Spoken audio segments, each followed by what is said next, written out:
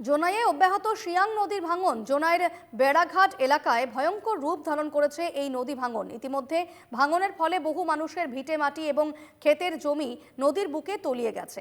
উল্লেখ্য, গত বছরের বন্যার সময় বিভাগের তরফে ভাঙন প্রতিরোধের ব্যবস্থা করলেও তা পর্যাপ্ত ছিল না। ফলে ভাঙন প্রতিরোধে স্থায়ী সমাধানের দাবি জানান স্থানীয়রা।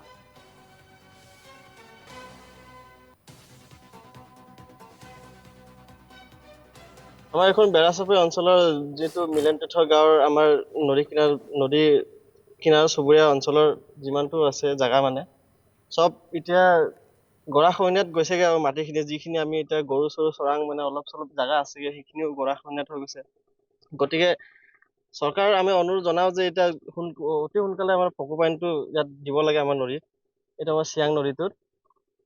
এতিয়া জাগা নাইকিয়া হৈ গৈছে আৰু লাহে লাহে চব গৰাখহনীয়া কাটি গোটেই মাটিখিনি গুচি গৈছেগে।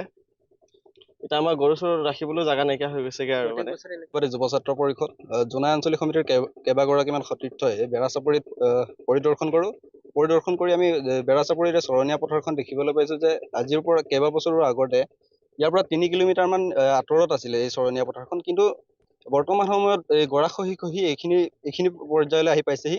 চৰকাৰে বহুতো ব্যৱস্থা লৈছে যদিও পাৰ্কোপাইনৰ ব্যৱস্থা কৰি দিছিলে, তাৰ পৰিৱৰ্তেও কিন্তু এই গৰাখহনীয়া ৰোধ কৰাত তেওঁলোক বিফল হৈছে। বিফল এই কাৰণে কৈছো যে আচলতে বিজ্ঞানসন্মতভাৱে এই কাম কাজবোৰ কৰি যোৱা নাই বুলি আমাৰ অনুভৱ হয়। আচলতে চৰকাৰে বা জলসিঞ্চন বিভাগে এই দিশসমূহ ভালদৰে চালি জৰি আৰু বিজ্ঞানসন্মতভাৱে কাম কাজবোৰ আগবঢ়াই নিব লাগে, তাকে আমি দাবী জনাইছো।